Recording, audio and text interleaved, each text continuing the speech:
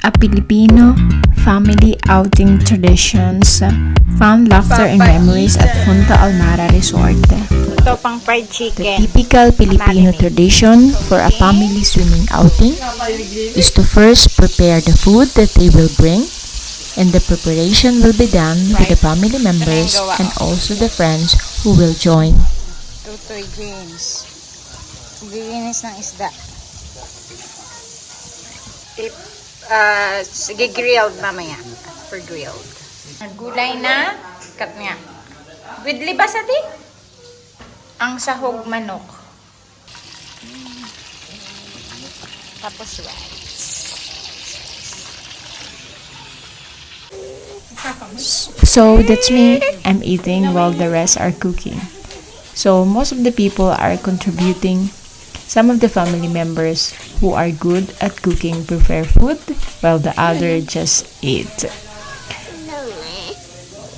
So I have a big contribution for that. I'm the financer. So if everything's set, the family members and friends gather a specific time and location. However, it's very difficult for Filipinos to not be on time. Normally, since we are more than 30 people, we rent a jeepney for the whole family. A jeepney can carry more than 24 people, including luggage. I would like to include that on the jeepney, you can also ride on the top of it. It can be a little bit dangerous, but typical Filipino people are used to doing this. My nieces, nephews, and I enjoyed riding on the top of the jeepney.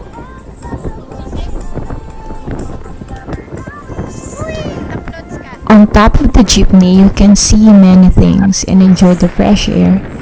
It's a lot of the fun because you can laugh together and feel free open compared to being inside the jeepney. I would say it's a wonderful experience if you have the chance to do it. However, riding on top of the jeepney is not allowed in some areas of the Philippines. It is mostly permitted only in the provinces. I used to ride on top of the jeepney a lot during my childhood. Once we arrived at the resort, we went to Punta Almara Resort. We rented 2 cottages and 1 room for my mother since she is older, and for the little ones because it was a night swimming outing. My nieces and nephews set up their tents, and the rest of the family members were able to join us.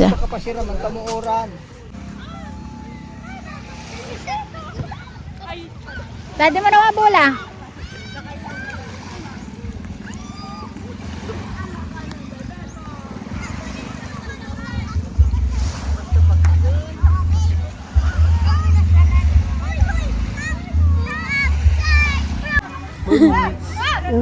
Everyone looked for their spot, and then we decided to play volleyball. We throw and hit the ball, forming 2 teams to play together with my family.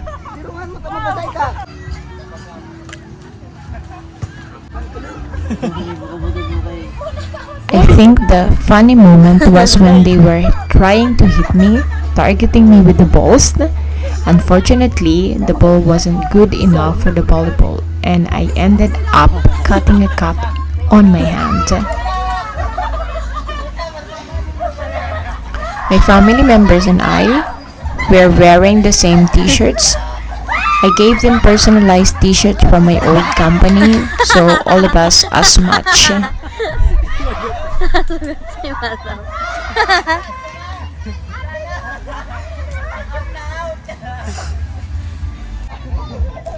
They really want out me of the game.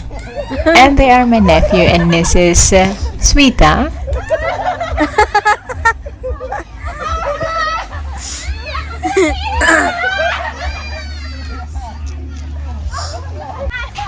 We're trying to have a jump shot photo, but I think the behind the scene is nicer.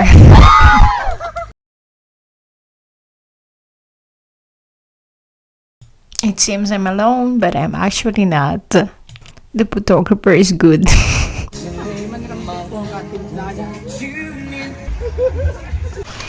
So there are my nieces, nephews, granddaughters, grandsons. Yes, I'm old. Not really old. And we were playing around, enjoying the sound and the sound, the weather, the place. So, what can I ask for? Dali na to, takpan mo na si It's very difficult for a Filipino family to have a drinks while eating, engaging in small talks, and sharing jokes. We often tease each other, especially if someone's get a bit drunk, but it's also in a good fun. However, sometimes things can get a little too heated, and we have to be careful not to hurt each other's feelings.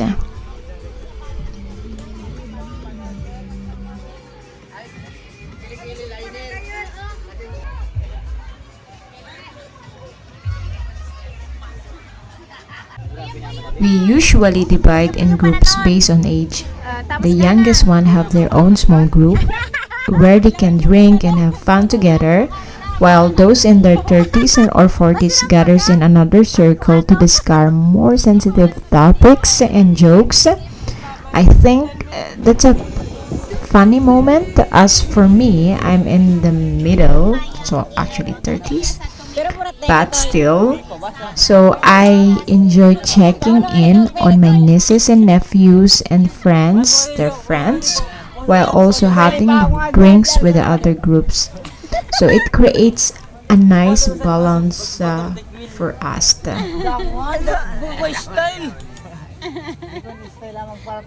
break oragan ka sa Mr. and Mrs. Dutoy ay.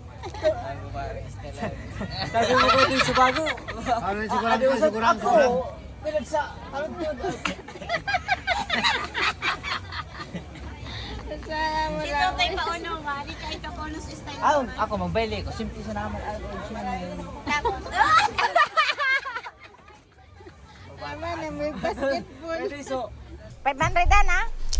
I have a very funny story to share. We have a friend named Junior who were considered part of the family. One time, he was asking to borrow 500 pesos from me, but he was too drunk to realize how much he was asking for. I ended up giving him 50 pesos instead to make a joke. I told him, "Okay, this is your 500 pesos." Even though it was really just 50 pesos, my nephew, Roderick, who was also drunk, found it funny and took the 50 pesos, putting it in his pocket. But Junior, the guy who borrowed the money, insisted that it was his money, so my nephew gave it back to him. I kept joking that Junior owed me 500 pesos even though I only gave him 50 pesos. Spending the afternoon there, we were all a bit tipsy from drinking but not completely drunk. My nieces, nephews, sisters-in-law, and some friends went out for a foam dancing at the resort. And we had a great time. Even though I'm one of the oldest in our group, I really enjoyed the moment and felt young. Like I was the same age as them. I absolutely loved the experience.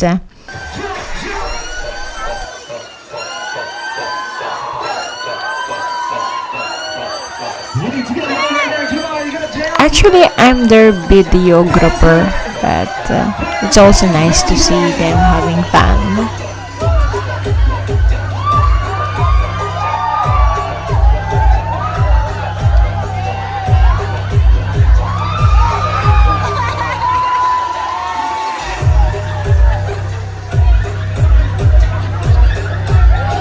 I love my nephews and nieces, and their friends are also nice, so it's okay for me to take the film for them.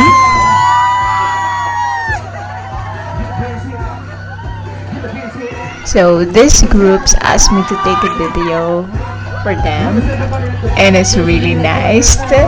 I really noticed that they are enjoying what they are doing, so I'm glad to take a video for them. So if ever they see this, I'm sorry if I upload the video without permission. My telephone was very wet during this time. It full with foam and water, but it's okay. I also like what I was doing, so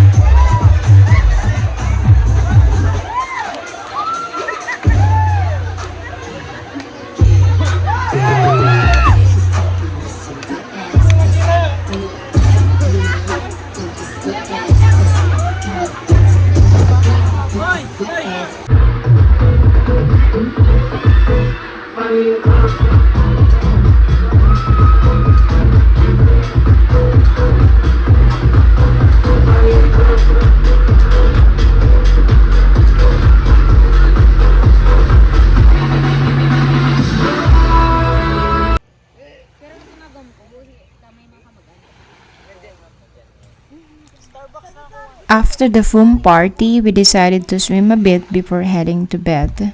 Number 1 ta langgang ting mag-give istorya. I woke up at 4 o'clock in the morning because I heard some of my nephews and their friends talking and not sleeping.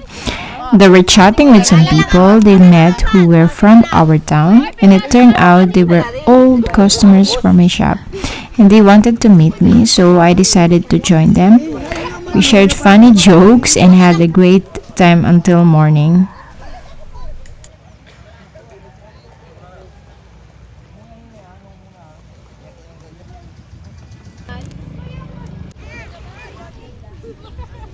In the morning, most of them had hangovers, but the kids and some family members still decided to have a little swim before we had breakfast and then headed home. Most of them were sleeping in the jeepney on the way home, especially the kids who were very exhausted. And that was the end of our trip. Thank you for watching. Don't forget to subscribe. Bye bye.